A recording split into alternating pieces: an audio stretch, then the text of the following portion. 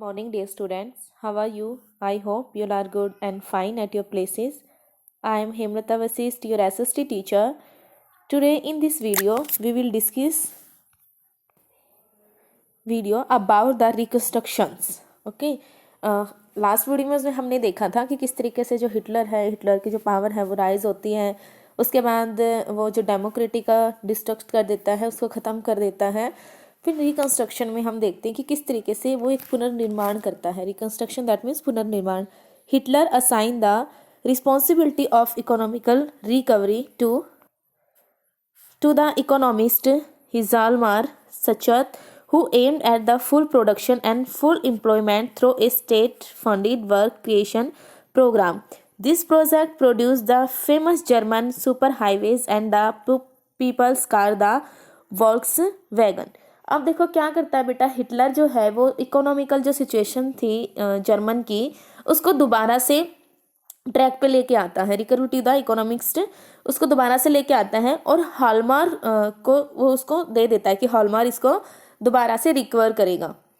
और शॉक ने सबसे पहले जो गवर्नमेंट मनी थी, गवर्नमेंट जो पैसा था, उससे चलाए जाने वाले जितने भी रोजगार थे, जो भी काम था, उसके कार्यक्रम के ज़रिए लगभग 100% जो प्रोडक्शन था और 100% जो एम्प्लॉयमेंट था वो वहाँ पर लाने की कोशिश करता है। और उसी के साथ जो फेमस जर्मन सुपर हाईवे था बेटा, और पॉपुलेशन की जो कार फॉक्सवैगन थी, इस को वो क्या करता है, लाइक वहाँ पर प्रोजेक्ट को प्रोड्यूस करता है। ठीक है। And after that in foreign policy also Hitler acquired quick success. He pulled out of the League of Nations in 1933, reoccupied the Rhineland and 1936 and integrated Austria and Germany in 1938 under this slogan. अब क्या होता है बेटा, यहाँ पर अगर हम देखें तो 90 जो हिटलर है वो फॉरेन जो कंट्रीज थी वहाँ पर अपने जो मोर्चे हैं वो निकालता है और उसने लीग ऑफ नेशन, ठीक है, 1933 में लीग ऑफ नेशन से अपने जो रिलेशन थे उन सभी को ख़त्म कर लेता है। रीऑक्युपाइड मतलब उसको ख़त्म कर लेता है एंड दोबारा से रीऑक्युपाइड मतलब पुनः जो अधिकार है 1936 में राइनलैंड पर, वहाँ पर अपना जो राइट है वो बना लेता है। और उसके बाद क्या होता है बेटा, one people one empire and one leader, एक पॉलिसी बनाता है कि एक नेता, एक साम्राज्य और एक जन। ये जो अपना जो स्लोगन है ये प्रेजेंट करता है। And he then went on to wrest German speaking Sudetenland from उसके बाद बेटा चेकोस्लोवाकिया में वो क्या करता है, अपनी जो सुडनलैंड प्रांत है उसको अपने ऊपर कब्जा कर लेता है, लाइक उस लैंड को हड़प लेता है। And गॉबल्ड up the entire country.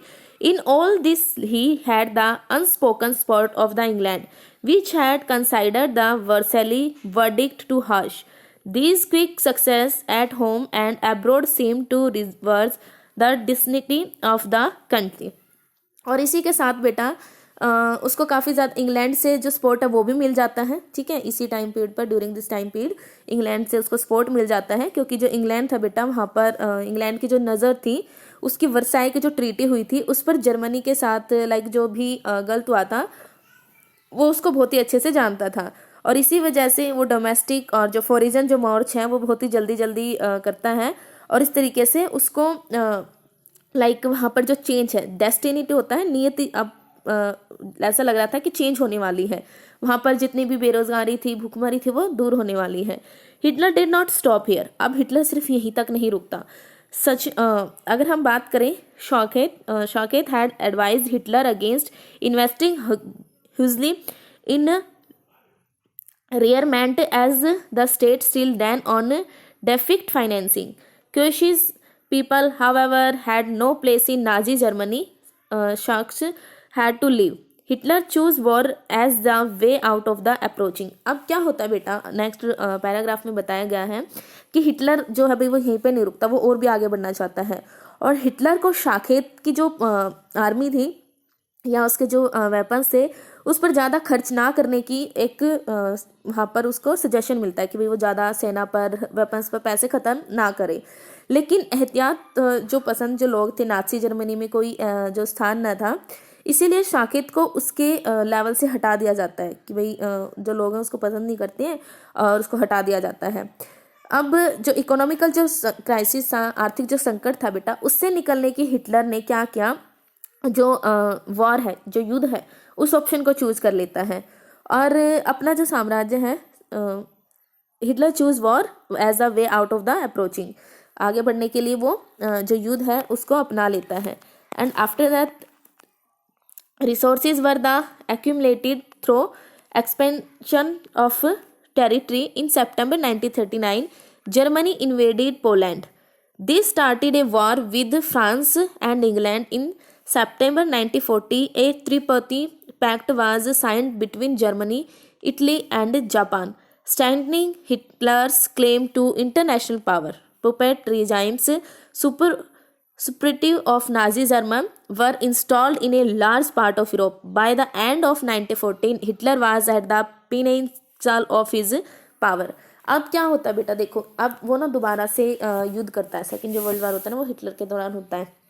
कैसे, अब अधिक से अधिक जो रिसोर्सेज थे वो इकट्ठा करना चाहता है और इसी एम को ध्यान में रखते हुए 1939 में वो जो पोलैंड है बेटा, पोलैंड पर क्या कर देता है, हमला कर देता है। ठीक है, 1939 में जर्मनी इन्वेडेड पोलैंड, जर्मनी जो था वो पोलैंड पर हमला कर देता है। इन्वेडेड मतलब हमला करना। और इसी की वजह से फ्रांस और इंग्लैंड के साथ भी उसकी जो लड़ाई है वो शुरू हो जाती है, क्योंकि उसने पोलैंड पे किया था तो उसके साथ साथ फ्रांस और जो इंग्लैंड है, फ्रांस पहले से ही उसका एनिमी था और इंग्लैंड भी उसमें इन्वॉल्व हो जाता है। और सितंबर 1940 में जर्मनी है जो बेटा वो इटली और जापान के साथ एक ट्रीटी करता है, मतलब त्रिपक्षीय संधि करता है। और इस जो ट्रीटी थी इसमें क्या था कि इंटरनेशनल जो ग्रुप है उसमें हिटलर क्या खुद को दावा था कि वो और भी ज़्यादा स्ट्रॉन्ग हो गया है और यूरोप के मोस्टली जो कंट्रीज़ हैं, नाज़ी जो जर्मनी है उसको सपोर्ट करने वाली क्या बन गई हैं, लाइक वहाँ पर जो पिनेंसल है मतलब कठपुतलियाँ वहाँ पर बना दी गई हैं। और 1940 के लास्ट तक हिटलर अपनी जो पावर है बेटा उसको बिल्कुल टॉप पर लेके जाता है। By the end of 1950 Hitler was the pinnacle of the his power, मतलब उसकी जो पावर है वो बिल्कुल टॉप पर चली जाती है। Hitler now move to achieve his long term aim of conquering eastern Europe. He wanted to ensure food supplies and living space for German. He attacked the Soviet Union in June 1941. अब क्या होता है बेटा, जो eastern जो European थे उनको जीतने के का हिटलर का जो पुराना, मतलब हिटलर हमेशा से चाहता था कि ईस्टर्न जो यूरोपियन कंट्रीज है वो उसके कंट्रोल में हो। अब उसे जीतने पर अपना सारा फोकस वहीं पे लगा देता है कि उसको ईस्टर्न यूरोपियन कंट्रीज है उन पे अपना काबू करना है। और वह जर्मनी के जितने भी लोग होते हैं बेटा उनके लिए जो रिसोर्सेज हैं या फिर उनकी जो लैंड है उनको मतलब खींचने की कोशिश करता है। और फिर 1941 में जो सोवियत जो संघ है बेटा उसने अपनी एक हिस्टोरिकल मूर्खता हम कह सकते हैं यहाँ पर, और वो सोवियत संघ पर आक्रमण कर देता है, इन्वेड कर देता है सोवियत यूनियन पर। In this historic blunder Hitler expose the German western front to British aerial bombing and the eastern front to the powerful Soviet armies. The Soviet Red Army inflicted a crushing and humiliating defeat on Germany at Stalingrad. After this, the Soviet Red Army hunted out of the retreating German soldiers until they reached the heart of Berlin, establishing Soviet hegemony over the entire Eastern Europe for half a century thereafter. अब क्या होता है बेटा, यहाँ पर 1940 में वो वहाँ पर इन्वेड कर देता है सोवियत पर। इस इन्वेडेड से, इस आक्रमण से जर्मनी की जो वेस्टर्न जो कंट्रीज थी बेटा वहाँ पर ब्रिटिश जो एयर आर्मीज थी वहाँ पर क्या करती हैं, वहाँ पर बहुत सारे जो बमबारी है वो करती है। और ईस्टर्न जो मोर्चे हैं वो सोवियत जो आर्मीज थी वहाँ पर जर्मनों को जो नेविगेटर थे बेटा उनसे क्या करती है, काफ़ी ज़्यादा संघर्ष कराती, काफ़ी ज़्यादा स्ट्रगल करवाती है। एंड सोवियत रेड आर्मी ने स्टालिनग्राड, ठीक है, स्टालिनग्राड में जो जर्मनी सेना थी उसको क्या कर देती है, हरा देती है। और जर्मनी जो सेना बेटा वो उससे हार जाती है।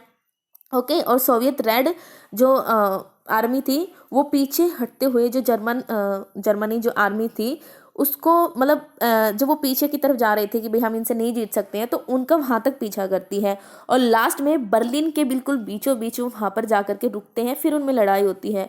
और इस इवेंट से बेटा अगली आधी जो टाइम पीरियड था वो पूरे के पूरे जो ईस्टर्न यूरोपियन था वहाँ पर जो सोवियत यूनियन थी उसको जो वर्चस्व है, लाइक वहाँ पर अब जो सोवियत यूनियन है वो काफ़ी ज़्यादा पावरफुल हो जाता है। Meanwhile the USA had registered involvement in the war. अब क्या होता है बेटा, इस युद्ध में जो अमेरिका है वो फंसना नहीं चाहता है, लाइक वो इसमें इन्वॉल्व नहीं होना चाहता है। It was unwilling to once again face all the economic problems that the First World War had caused, but it could not stay out of the war for long. Japan was expanding its power in East. It had occupied French Indochina and was planning attacks on US naval bases in the Pacific. When Japan extended its support to Hitler and bombed the US base at Pearl Harbor, the USA entered the Second World War. The war ended in May 1945 with Hitler defeat and the USA dropping of the atom bomb on Hiroshima in Japan. अब क्या होता है बेटा, यहाँ पर देखो America जो था वो नहीं चाहता था कि वो इसमें इन्वॉल्व हो, लेकिन फर्स्ट टाइम और ऐसा क्यों, क्योंकि फर्स्ट टाइम पर वो जो इकोनॉमिकल जो प्रॉब्लम्स थी उसको काफ़ी ज़्यादा फेस उसने किया था और अब वो इनसे बचना चाहता था, लेकिन अपने आप को लंबे टाइम तक वो इसमें खुद को सेफ नहीं कर पाता।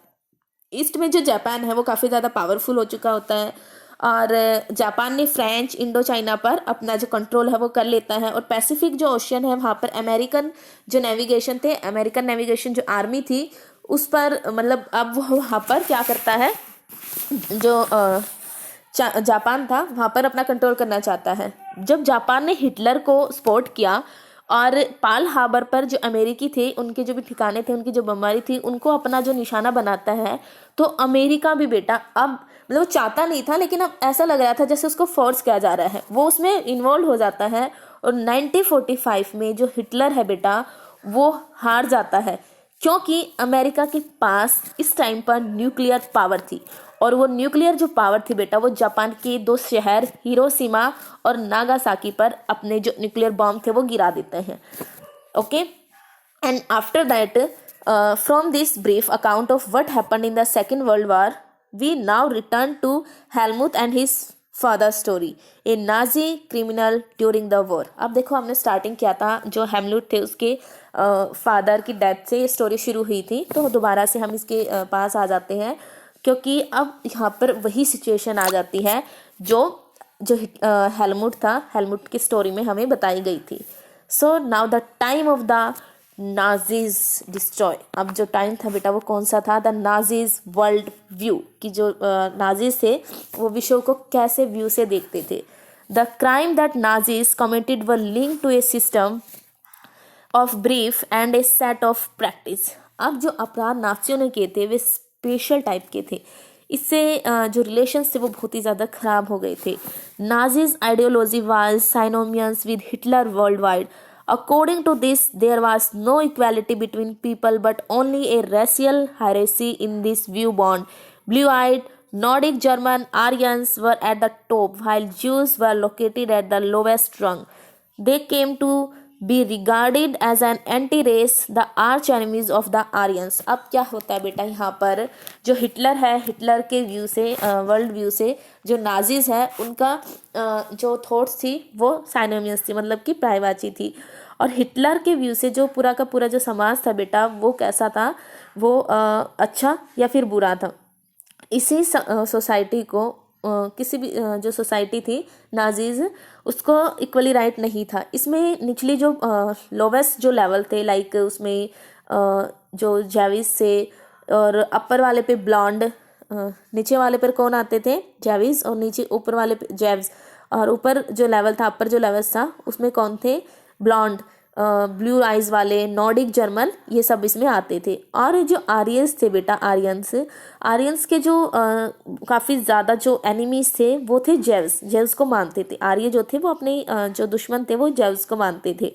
बाकी जितनी भी सोसाइटी थी उनकी बाहरी रंग रूप के अकॉर्डिंग जर्मन आर्यो और जेव्स के बीच में उनको रखा गया था, जर्मन आर्यो और जेव्स के बीच में उनको रखा गया था। And Hitler racism borrowed from thinkers like Charles Darwin and Herbert Spencer. Darwin was a natural scientist who tried to explain the creation of plants and animals through the concept of evolution and natural selection. Herbert Spencer later added the idea of the survival of the fittest. According to this idea, only those species survived on Earth that could adapt themselves to changing climatic conditions. We should bear in mind that Darwin never advocated human intervention in what he thought was a purely natural process of selection. However, his ideas were used by racist peoples. The Nazi argument was simple: the strongest race would survive and the weak ones would perish. The Aryan race was the finest, it had to retain its purity, become stronger and dominate the world. अब क्या होता है बेटा, यहाँ पर उनकी जो बीच में इतना ज़्यादा जो डिफरेंसेस था कलर बेस या लेवल बेस, तो जो चार्ल्स डार्विन की सोच वाले और हर्बर्ट स्पेंसर जैसे जो थॉट रखते थे उनके बेस पर ये सिचुएशन बनी थी. डार्विन कौन थे? चार्ल्स डार्विन एक नेचुरल साइंटिस्ट थे बेटा, प्राकृतिक विज्ञानी थे वो. ओके. एंड उन्होंने डेवलपमेंट और जो नेचर है उसकी चैन की अवधारणा के जरिए जो प्लांट्स थे, एनिमल्स थे, उनकी जो उत्पत्ति है वो कैसे हुई, इन सबको एक्सप्लेन करने की वो कोशिश करते हैं. एंड बाद में हर्बर्ट स्पेंसर ने जो सर्वाइवल ऑफ द फिटेस्ट, सबसे अच्छा मान सकते हैं जो वही जिंदा बचेगा, यह जो थॉट था वो देते हैं. जो सबसे अच्छा है वही बच पाएगा, ये उन्होंने बताया. और इस थॉट का मतलब यह था कि जो स्पीसीज चेंज होती हुई, जो इन्वायरमेंट चेंज हो रहा है उसके अकॉर्डिंग अगर खुद को नहीं ढाल सकती हैं तो वो पृथ्वी पर, मतलब अगर ढाल सकती हैं तो वो रह सकती है, अगर नहीं ढाल सकती तो वो नहीं बच पाएंगी, वो स्पीसीज खत्म हो जाएंगी. और यहाँ पर हमें इस बात को ध्यान रखना चाहिए कि डार्विन ने जो चूज़ किया था, जो उनका प्रिंसिपल था वो कैसा था, वो विशुद्ध प्राकृतिक प्रक्रिया का था. और इसमें जो ह्यूमंस ने पार्टिसिपेट कभी नहीं किया, बल्कि जो हारी हुई जो सोसाइटी थी उन्होंने अपने जो साम्राज्यवादी जो शासन थे उनको ठीक करने के लिए जो नस्लवादी विचार थे बेटा, राजनेताओं ने डार्विन के जो विचार थे उनको एडोप्ट किया था. ठीक है. And the Aryan race was the finest, और जो आर्यंस थे बेटा, आर्य सबसे बेस्ट माने गए थे. And it had to retain its purity, और उन्होंने अपनी जो प्योरिटी थी उसको बनाए रखने के लिए जो पावर थी, become stronger and dominate the world, और दुनिया में अपना खुद को जो डोमिनेट मतलब अपना जो वर्चस्व था वो उसको फैलाया था. एंड आफ्टर दैट सो आज की वीडियो में हम चैप्टर को यहीं तक पढ़ते हैं. यहाँ तक अच्छे से पढ़ना बेटा, अपने नोट्स प्रिपेयर करना. If you have any doubt then you also talk to me in the online class. Bye bye, take care, stay home, be safe.